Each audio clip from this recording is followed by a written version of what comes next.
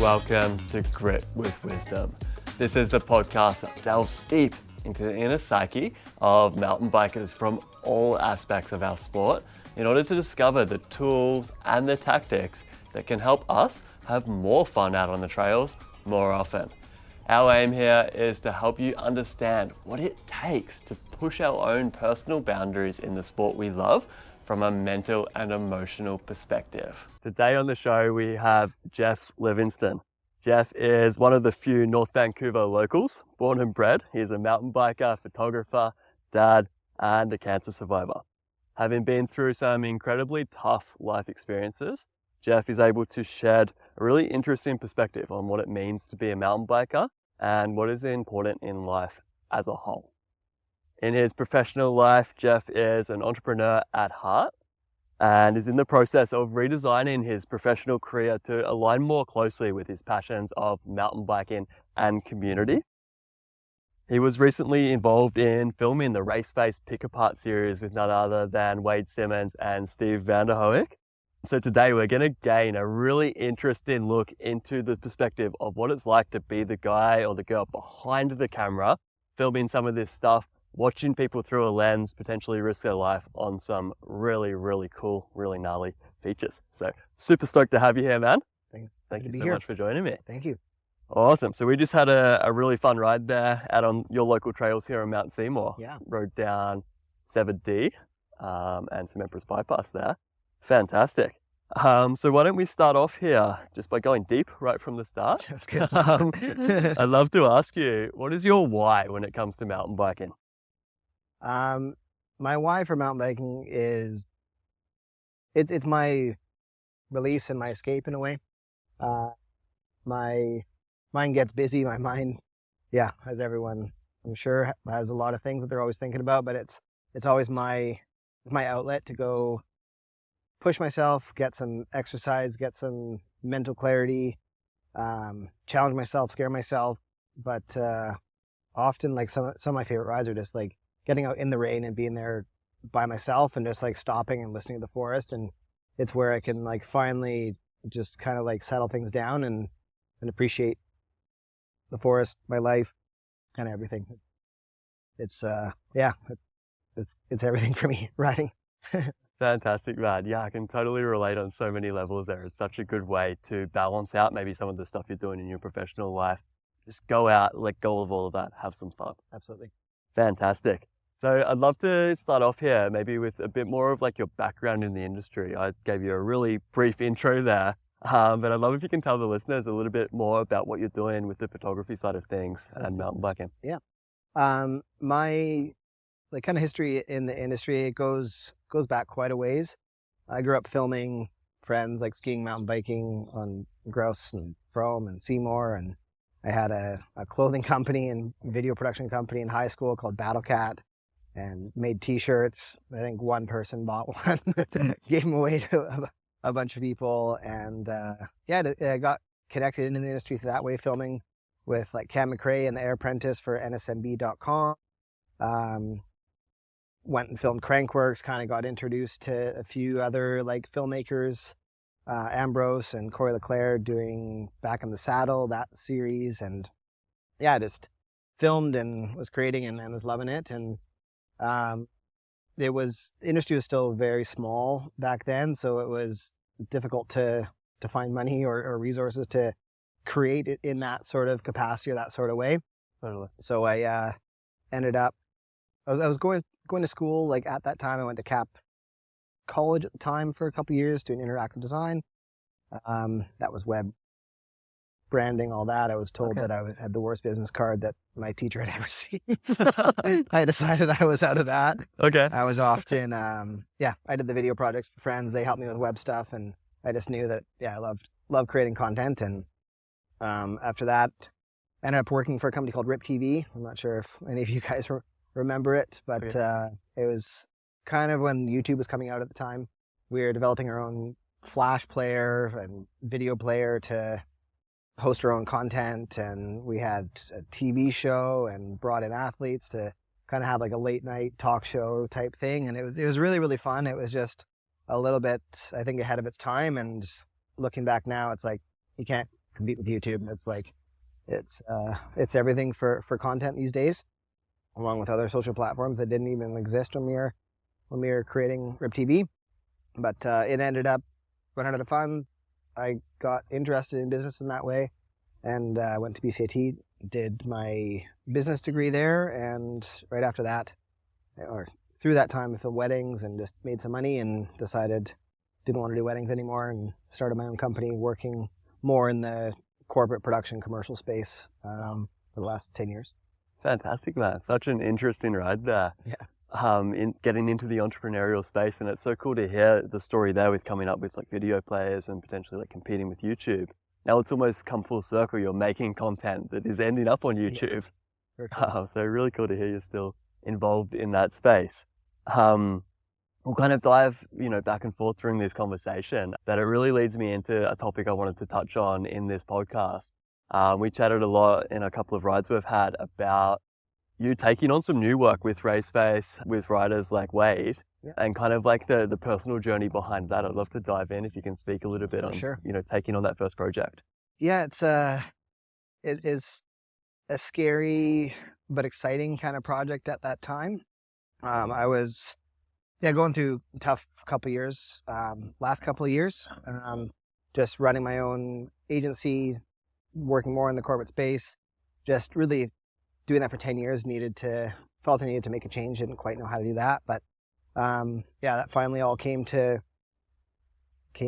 fruition or whatever last fall.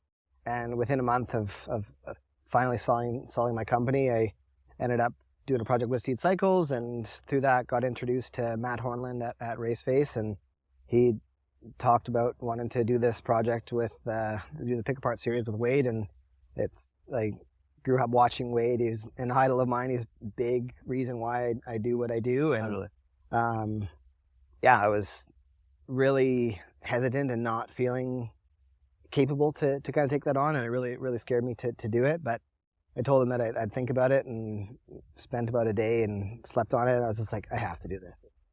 Why would I say no to this right now? And ended up saying yes, and then we filmed the first one with Wade and Steve for the e-bikes, and just really it all came together, and it was really allowed me to find my passion and my stoke for creating content again, and just learning and like developing new skills or relearning the skills that I hadn't been able to work on for the last 6-7 years, when more just running an agency versus actually creating.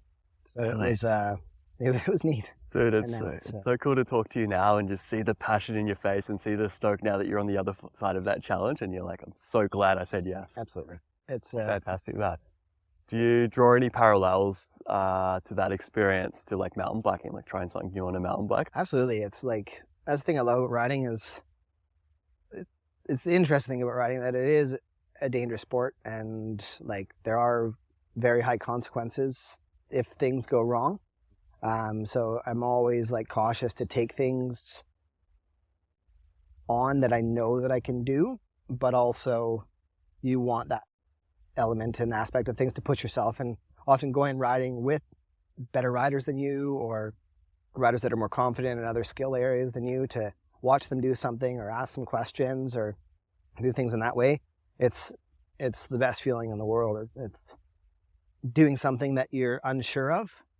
You think you can do it, you aren't sure, you accomplish it, and it's like, it makes you feel, I don't want to say invincible in a way, because we are, that's the wrong word to use with mountain biking. It gives you lots of confidence, gives you right? lots of like confidence. Taking a step into the unknown and being like, wow, that went really well. Absolutely. Yeah. And you're always, it gives you that that high and that excitement and that adrenaline rush that I think we all kind of live for, and I think is a real important aspect that we need in our lives to scare ourselves a little bit and remind us that it's like, life can be scary, life can be exciting, and it's what it's all about. Coasting is, it gets boring pretty quick. Totally, just doing the same thing over and over again definitely gets old. Now, I'm curious, do you have any advice for someone maybe feeling like they're lacking that little bit of self-belief they need to take a step, whether it be in business, in life, or out there on the bike? That's a deep one for sure. That's a deep one. That's what I see at the core of, a lot of your your challenges that you've faced in the last couple of years, you're like, hey, like I got asked to do this awesome thing, like I really want to do it, but I'm just not sure. Yeah. It's not necessarily a confidence thing, but it's like a self-belief thing to take that step into the ring and do it. And then afterwards, that burst of confidence comes and you're like, hey, freaking stoked I did it. It's a thing that I'm still constantly dealing with, and I think most people are dealing with on a regular basis.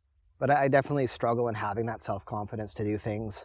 And I don't like, there's a saying of like, you fake it till you make it. And there's some belief or like some truth in that, but it's also my take on that saying is that you actually do have the ability or confidence to do things if someone's asking you to, or if someone says that you can, like they see you from a different light and have the belief that you can take that on.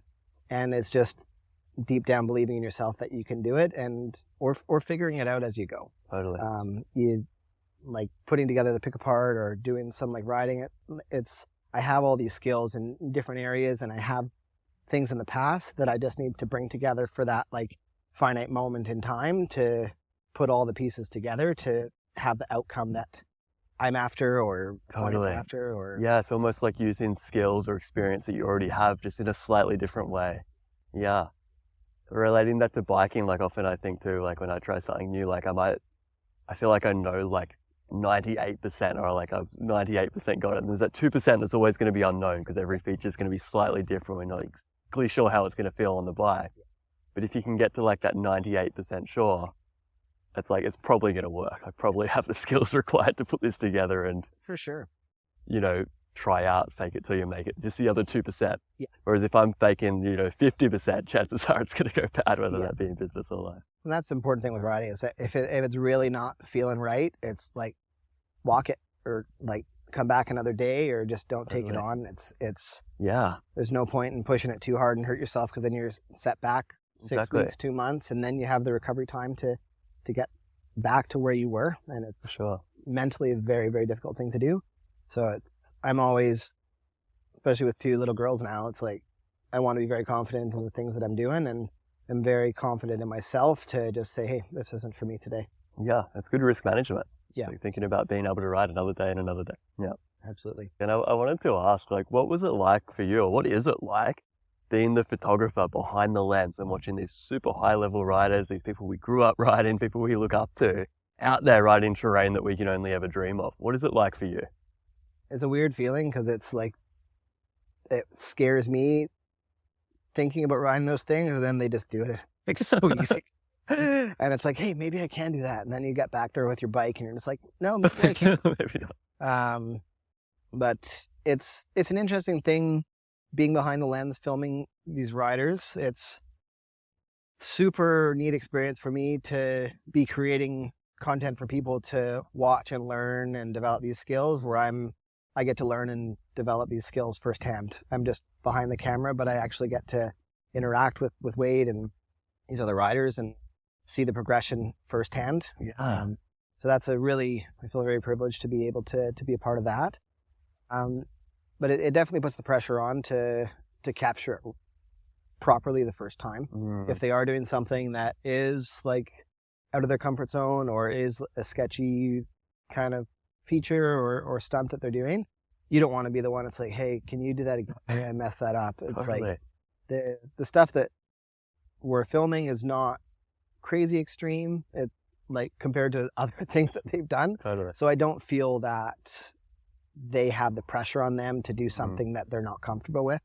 Where it is, if I go out filming or taking photos with a little bit more of an amateur rider, there is more of that like dance and balance of like, hey, let's not push this too much because I'm here with the camera. Yeah, you might be back on like just a regular black trail, but then all of a sudden, if that's at the peak of their comfort zone or just above it, they're actually taking on more risk than say Wade when he's riding down a double black trail here on the shore. Exactly. Yeah, it's a crazy dynamic, and it's such an interesting like pair of shoes or lens to find yourself wearing. Yeah. To be like, you almost have more pressure, I think, on yourself to get your job 100% than they do as the rider. Yeah. And is it cool for you kind of seeing them go through that process and maybe realizing that, hey, like Wade and Steve are out here and they're facing some of the same challenges that we face in our own riding?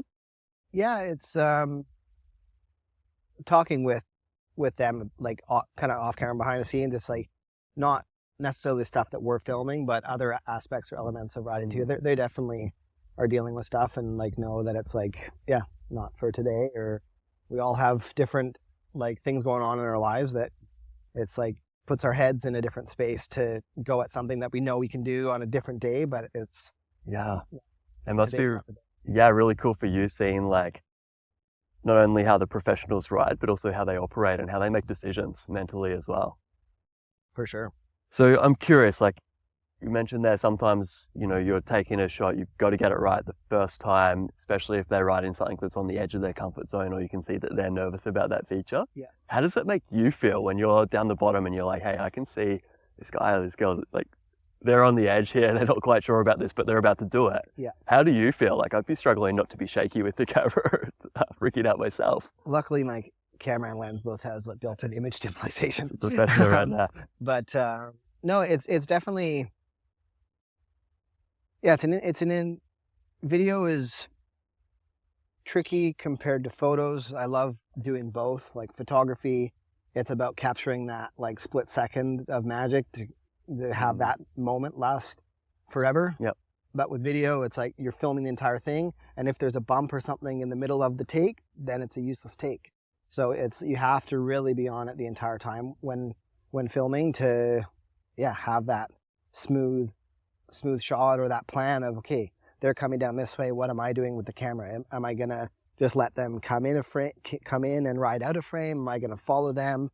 And then if I'm gonna follow them, what does that next shot link into to get them coming into frame again? So it all feels like a natural flow of trail. And filming pick-aparts versus a like rider, like hype segment or whatever you may want to call it. It's much more story-based of like, you're just filming, you're trying to capture as much as possible within a day or two to put these 15, 20, 25-minute pieces together, versus, okay, we're going to shoot this section of trail 4 times because I want a wide, a tight, a slow motion, and that way, and just knowing that, like, okay, you hike up, we'll do it again, versus the pick-aparts are more, I need to capture it in not necessarily the most like exciting angle, I guess, because it's like you don't have the time to be able to do it just like the tire hitting the berm as much as you would get in the other edits. Yeah. So it's an interesting, it's interesting how you have to think different ways about what is the outcome of this project and how am I going to go about capturing. Totally. And for those listening that haven't seen the Race Face Pick-Apart series, I definitely recommend going and watching. I'll put some links down in the show notes. But like, what is the concept of a pick-apart for those that haven't seen one before? The Pick-Apart series is Wade Simmons essentially picking apart different skill sets or different trails or different aspects of riding and how to go about doing them in a safe and confident way. Yep. And it's it was taken on, it started a couple years back. Started Wade self-filming himself with GoPros, and it's kind of evolved from there. I'm now working on a second one, which will likely be out by the time you guys see this. Fantastic. And the e-bike one, and it's just about how to ride your bike, how to enjoy it more, and how to again push and challenge yourself with different skills. How to pick it apart. Certainly, yeah, it's a cool idea, and I think it like has that perfect balance of like entertainment, but also like informative as well. Yeah, like, I'll learn something out of it, but it's not just like a dry how-to video. Yeah. That's the goal. Fantastic, man. I love it. Wanted to ask one more question about kind of your time behind the camera. Have you heard of the term camera courage? I have. You have. What's your perspective of on that idea of camera courage? Do you think it's a real thing? Do you experience it? Do the riders you work with experience it? I think everyone does. It's like, even like us riding today, it's like knowing, I always try to just like add some flair, have some fun, see what I can do with my bike, but knowing that you're riding behind me with the GoPro and camera, I want to try and style it out a little bit more, get a little fancy. You did a good job. Thanks. It's like, why not? And I think with like most riders, if you're in front of the camera, you want to look at your best. So you have this captured or like you see all these like photos and videos of other riders and athletes, and you don't get that ability to be in front of the camera all that much, especially working with a professional photographer or cinematographer. I almost said videographer, but I don't like that term very much. Okay. I don't know if I could classify myself as a cinematographer, but we'll. Earn it. Yeah, you don't get that ability or like that opportunity all that often. Yeah. So I think people want to be that like image that they see in a magazine or online or whatever that is. So they push it a little bit more than they may sometimes, Totally. which can result in some crashes or injuries. But it's, we always want to be that person that we want to believe that we can. And Totally. I think the camera helps push us to do that. So how do you navigate focusing on the riding, the task at hand, when you know that there's a GoPro right behind you and you do want to add a little bit of flair and make sure we get a cool video out of this? How do you make sure you stay focused on the ride and not on the outcome of looking cool on Instagram in 4 weeks' time? Yeah. I just think I know that I have enough like experience on the bike to be able to manage both. Like, and I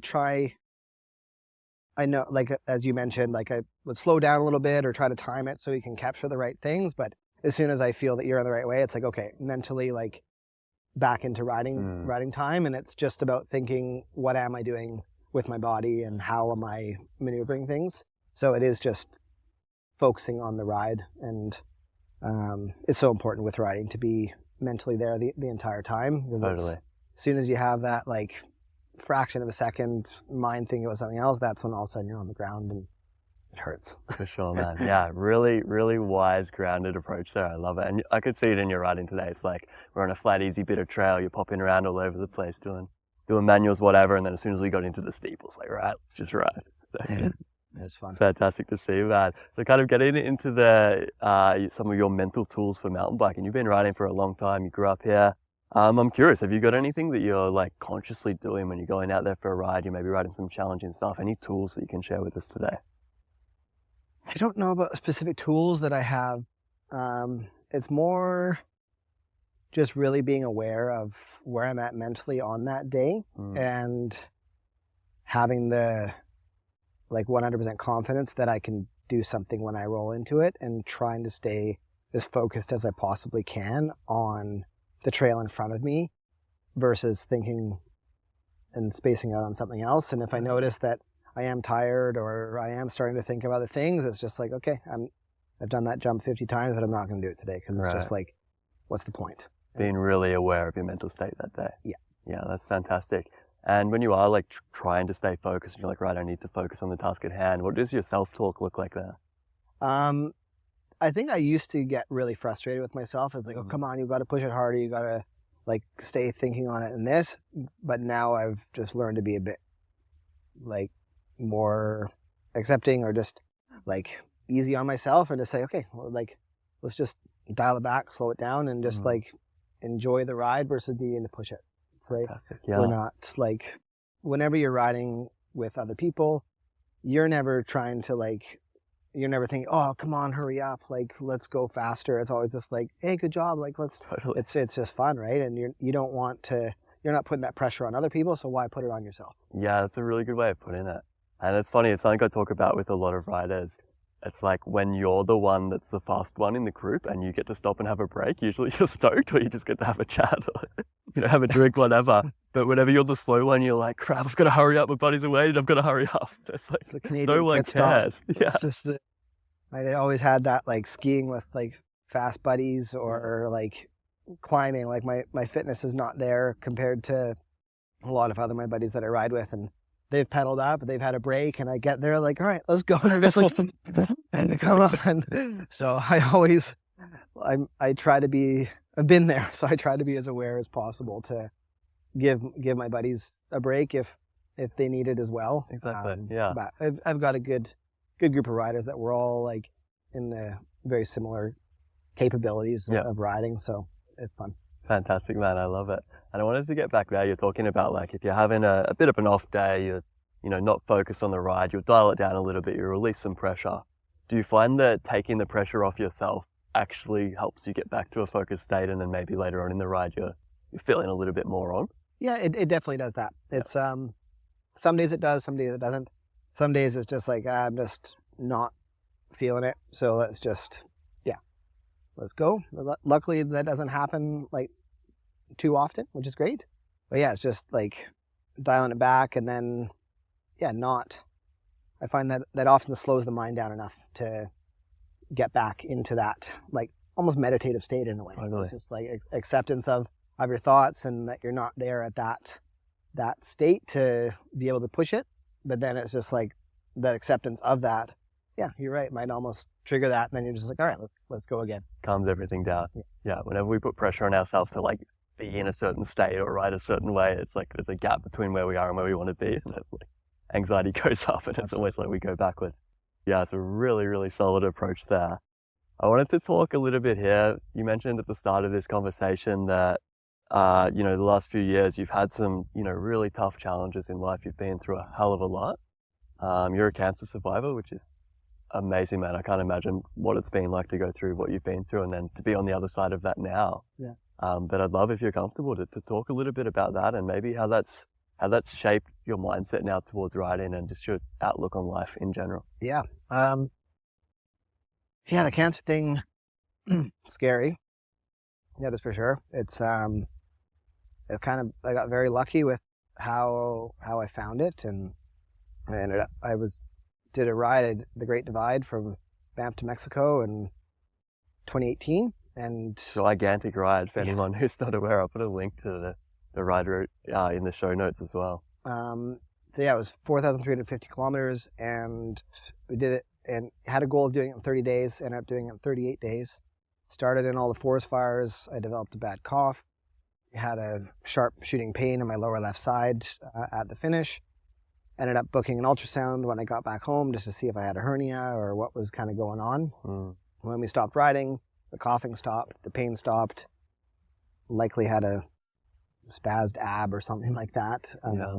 I was like, oh, maybe I don't need to get an ultrasound. I'm doing better now. My wife's just like, just go, you have it booked. And they did a scan, and complete fluke other side of my body. Found a tumor in my kidney, which I had for probably 4.5 years. And I was told I had kidney cancer. And your mind definitely goes to some pretty dark places. And I just accomplished the biggest thing I've ever done in my life, and had never felt more capable in my life. And everything was awesome, and then all of a sudden it's just like full pause on everything. It's like work doesn't matter, like nothing really matters. It's just like, let's just figure this out.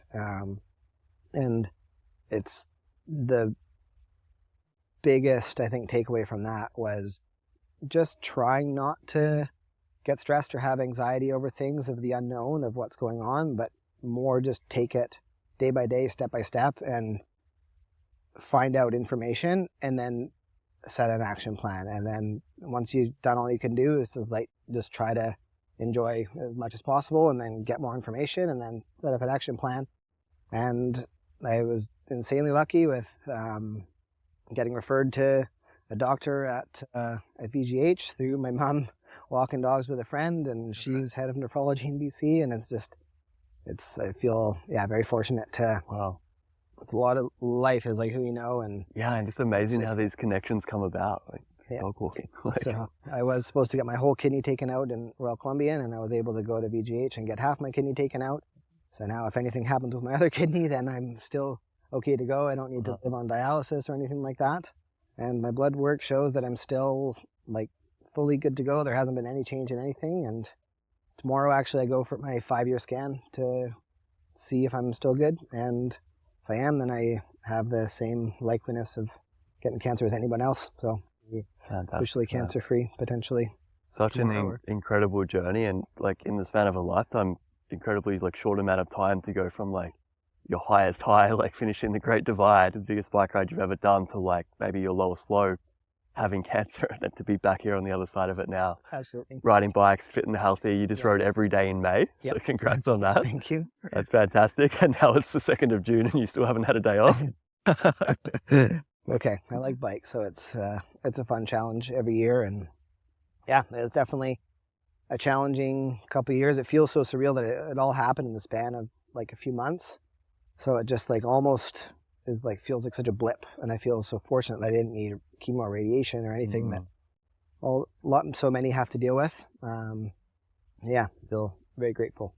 Yeah, man, it's just an insane journey. I struggle to like comprehend it and know what to say, but I'm just so happy for you that you're here. And how has that changed your perspective, like both like life in general and then in your bike riding and maybe some of the risks you're taking on out there? Yeah, it's it definitely made me feel much less invincible, and made me appreciate life more, I think, and just made me want to pursue things that I'm truly passionate about. And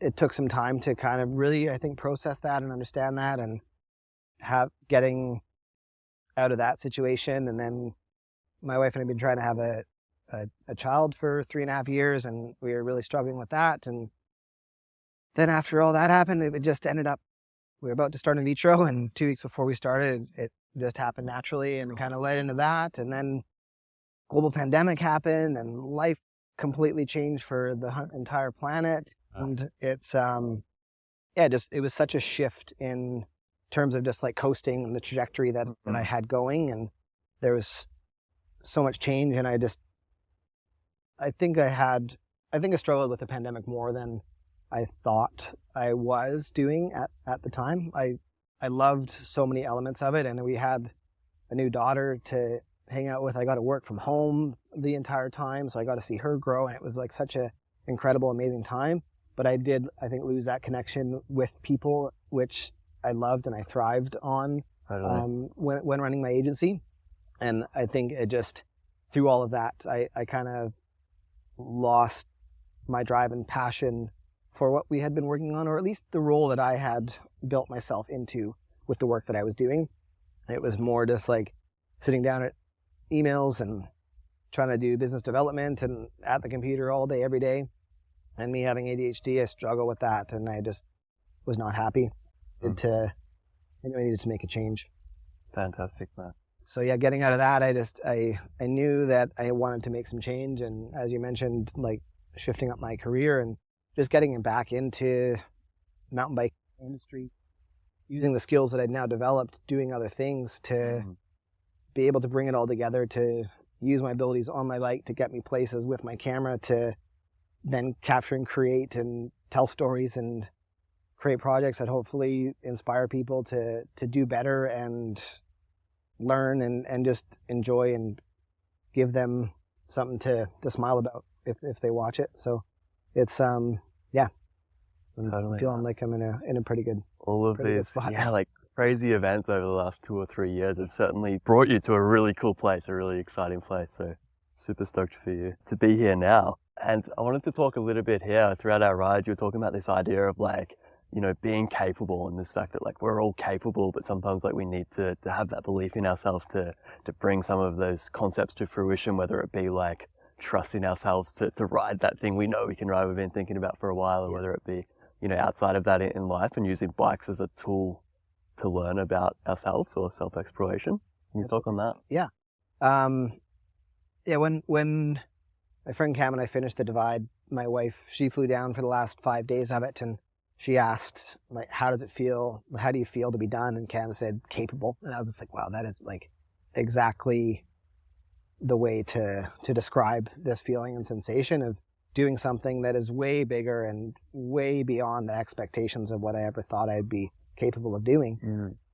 And I just, after going through the cancer and having the setback and just needing surgery and not being able to do anything for like 3, 4, 5 months, it was just like really started to, I put on weight again, and it is just really like felt like a setback. And I wanted to be able to get back to feeling as capable as I can as a human.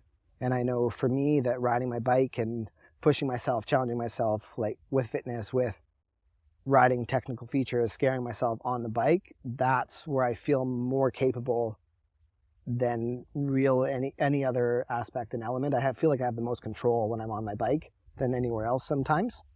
And it's been such a powerful, strong tool for me to give me confidence on the bike, doing what I love, to be a confident, capable dad, person, human, whatever that may be off the bike. And I really just want to explore that more and use my abilities on the bike to help take people out and maybe teach and coach them how to improve their skills and give them the confidence again on the trails or at home, or do that through film and story as well. That's things that I'm exploring I love all of that, and I think it's kind of a natural next step for you after having all of these, incredible yet incredibly tough experiences, is then to like share all these great learnings with others and help others flourish and grow.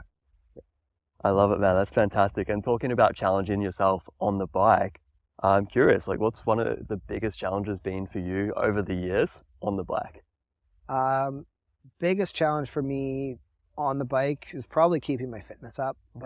I've always struggled with my weight and just food choices and all those aspects of things. So I struggle to maintain the fitness level throughout the year to be able to push and climb, and then not being my peak and my prime of where I know that I have been. It muddles the mind a bit to when I'm riding down as well. It's like, I don't know if I should do that because I'm heavier than I want to be, and I don't feel as strong as I feel like I should be.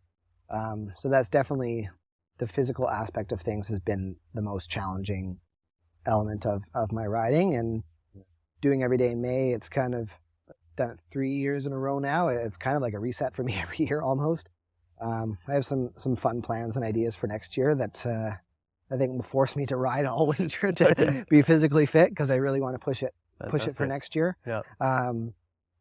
Just maintaining that fitness level to have the confidence in my abilities and my strength and my mindset to be able to ride at the level that I want to be riding whenever I hop on my bike. That's a really common one. I face myself and a lot of my clients face is like, I want to be here. Like I used to be here, but right now, whether it be a physical setback or a physical fitness isn't there, mentality isn't there, they're not there. They want to be, and it can be really frustrating. Like, how do you navigate that mentally? Again, I think it's just being kind to yourself and thinking through what have you done over the last few months that is making you feel this way, and what can I do in my life, like both on and off the bike, to get to that point. I'm not going to be there tomorrow, but let's set a goal for 2 or 3 months from now of like, okay, if I feel this shitty, I don't swear on this podcast. Fair enough. It's a mountain bike podcast. If I feel this shitty right now, like on my bike, and I want to be here, how important is that to me to work around other aspects in life, or removing things, or not drinking, or not going out on weekends, or whatever like that may be, to put the right pieces in place to be able to get back to that state in as short a period as time. Because for me, I know that when I am riding my best on my bike, that's when I'm the happiest person, both on the trail and at home. Fantastic answer, man. I love it. Like that whole idea of, okay, like this is an outcome I want to get to. Like, well, how important to me is it? Is it worth making other changes, making other sacrifices in my life to actually get there? Yeah. And if so, what are the steps so that I can focus on those rather than this outcome that's way out in the future? Fantastic, man. I love it. And I wanted to ask, have you ever had any advice from a mentor, or just even any like high level riders you've rode with that's really stuck with you? I can't think of any like top of mind, but just like riding and enjoying and having this like, just getting out with a bunch of people and having conversations. And there's riding with Steve. He's always like super helpful with like talking through little tips and tricks, and just different things. I did riding with Endless to do my instructor course. From Darren, I definitely learned a lot in that program. Totally. So there's elements like that, but I think like the biggest thing that helped me push and my progress in my riding is just riding with people that are better than I am, and just watching and observing, and again, seeing that it's possible to do something, and then just like trying to believe in yourself as you go to push it. And, yeah, Sure, I love that. Been okay so far. Yeah, and sometimes it's not always like spoken language advice. Sometimes it's like watching someone and seeing how they do it, or when someone's like, hey, watch this. Oh, that's how it works. I can unlock something for you. So I wanted to shift gears a little bit here and talk about racing. You've recently done your first 5 race here on the shore. How was that experience for you? It was really fun. It's I've done one race before in high school, and then this was my like first 5 race and first like kind of real mountain bike race, and it was a real interesting like element, or like really interesting aspect of riding, to be hitting corners and then pedaling and be like pedaling in the air and just like trying to go fast versus just trying to like kind of flow and just like cruise down the trails as you do more when you're free riding. And I actually really enjoyed it, and I'm looking forward to doing some more racing and riding. And I thought it was going super fast. Apparently I wasn't, based on the results. So it's gotten me interested in working with my friend Jared Connolly, who's on the podcast, to get out and learn how to be faster and just figure out bike position. Is it confidence in the corners, or what other elements and aspects can I add to improve my speed, but also to skill on the bike? And it's it was much more fun than I expected, and I recommend it to anyone that wants to just get out for a fun night to do a 5. Totally, man. Yeah, it's so cool. Really cool experience there. And I think racing is such a good way of, learning stuff about ourselves, but also fueling the fire and making us want to go and get coaching and get better and have more fun. So totally. That's fantastic. And did you experience race nerves at all? I didn't. I didn't go into it expecting much out of it. I just wanted to, try and be as fast as I can, push with how comfortable I was, and just have some fun. So I didn't take it too seriously, and it wasn't too bad. I definitely had a few like, okay, here we go kind of thing, but it never got to the point of like stressing myself out to, put myself at risk. That's fantastic, man. Really good mindset going into it. And you mentioned like not being very fast there. I think it's incredibly harsh. Like we've got like this, you were talking about it on the way up on our climb, like we're swimming in a pool of lots of really big fish here, lots of really fast guys and girls out there ripping. So when we compare our times, like especially doing your first race to them, it's never going to look that pretty. But like, were you fast compared to yourself? Like, did you compare Strava times at all? I did. I think I did pretty good. I had some fast times, and I definitely feel like I've gotten faster over, especially this last month and this last year, just after taking the instructor course with Endless, just working on cornering and different body positions. I definitely feel like I'm improving, which is great. But yeah, you're right. It's like some of these riders are just like, I don't know how I can be 2 minutes fast on these trails. It's absolutely insane. Yeah, when the whole run is 5 minutes or something like that, it's a big percentage. Exactly. But really cool to hear you referencing the course with Endless there. I think it really is homage to the fact that even if you've been riding for your entire life, you can still benefit from going and getting a lesson and working on some foundations, like really dialing the train back, turning up the technique. So I wanted to talk here a little bit about the times when things don't go to plan, maybe when we have a bit of a crash, a bit of a setback, maybe an injury. I'm curious, like, do you have any tips for the people listening? Any ways that you'll kind of minimize like mental blocks around specific features if you've had a crash on them? I don't get a ton of mental blocks when I'm riding. I think, again, as I mentioned, it's like, I'm not feeling it today, so I'm not going to go for it. I don't have the push and that confidence, or like the need to like really go for it. But when I do have a crash, I think something that I do is really just like sit in that and think on it after the fact that it's happened. I'll often, when I'm like going to sleep that night, I'll just like really try to like almost meditate on it or think through, okay, what exactly happened, as best to my ability, like to really think through, like, how was my body feeling? What happened? Is it like, did my wheel slip out? Like, was I mentally thinking of something else and that caused something, to then just like fully accept what happened and why I went down, to be able to get past it and get through it. Totally. So I know that it's like, okay, it was me losing concentration. So it's like, next time I'm out, if I'm starting to like, again, have my mind wander or feeling tired, it's like, okay, let's dial it back, because last time I went down, or was like, did my wheel slip out? Okay, like, how is my body positioned in like when things happened? Okay, can I work on getting stronger, or just like, improve my riding position or style in certain ways? Yeah. But I haven't like sent something big or really like done something dangerous in quite some time, like send a big road gap or anything like that and gone down that's like was above and beyond my abilities, that really scared me to then go back and, I need to do that again. I haven't had that sort of mental block in a long time, but more just analyzing and assessing and processing what happened after it happened to move on and get back into riding. And if it's a broken finger or something like that, then you're 5-6 weeks out, and then it's just getting the hand strength back again, or just like improving over time. Right, really trusting that process.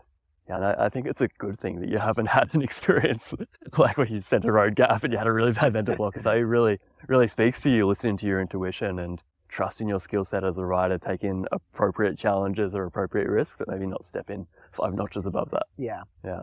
I wanted to push it, and was riding at a pretty decent level 15, 20 years ago, and then ཙ𝗽𝗴𝗀𝗵 flipped the road gap at Crankworks, and I was just like, okay, I'll film stuff. I'm good.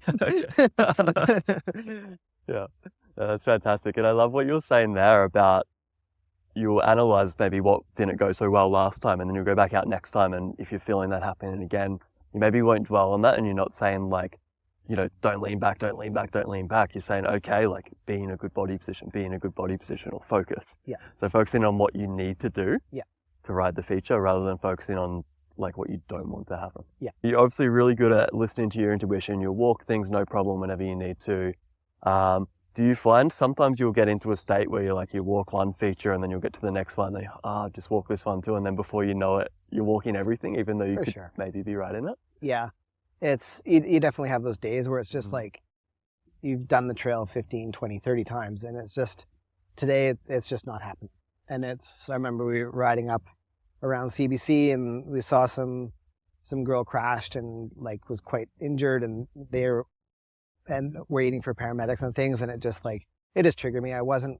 My bike was feeling a little off. I was feeling a little off already, and then I was just like, I'm good for today. I'm just going to chill. I don't need to go fast. I don't need to ride any features or anything that I'm not feeling, and just kept it chill. So. Yeah, good choice to be able to make, and it certainly makes things real when you do see another rider, unfortunately, experience a crash or something like that. It's like, maybe I don't feel like taking any risks today after seeing that. That's okay. Yeah, I'm riding 100+ days a year. It's like, if I take it a day or two to just like not be in my element and just chill, it's like, I'm good with that. Yeah, that's fantastic, man. We're going to start winding things down here, but I wanted to ask, you've had the opportunity to ride with some pretty incredible riders.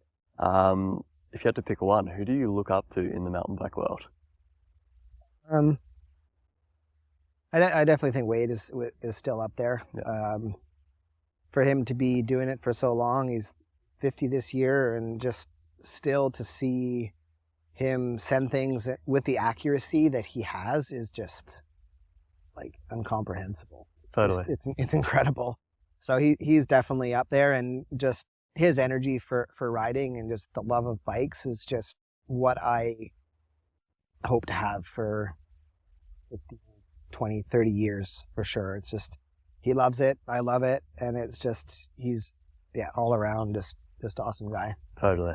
Yeah. I had someone say it to me. They said, Wade doesn't sell mountain bikes. He sells mountain biking as a thing. Yeah. Incredible energy. And for you these days, what does a perfect ride look like, and why?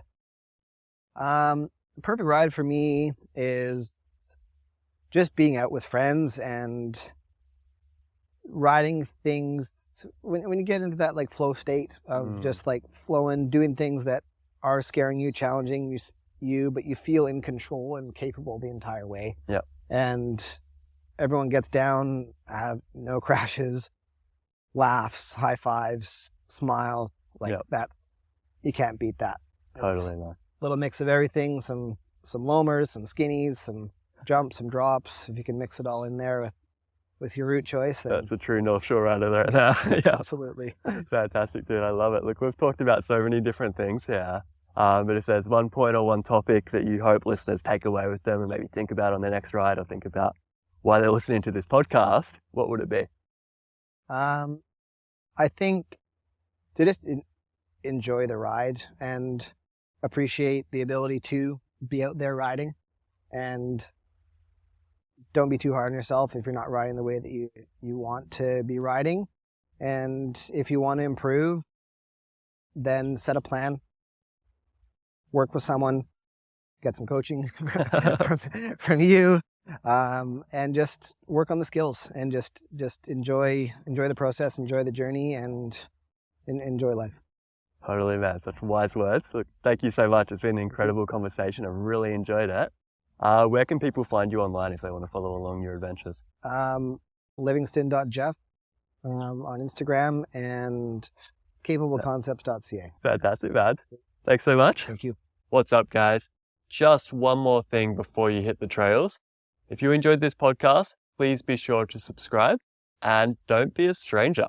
I'd love to hear from you about any topics or any particular episodes that you enjoyed, and even about any guests that you'd like to hear me have on the show in the future. You can find me on Instagram at _mind_mountain. This podcast, mountain biking, and mindset are all things that are very close to my heart, so I feel super grateful to be able to share these conversations with you. So much love to you all for taking the time to listen. I'll see you next time.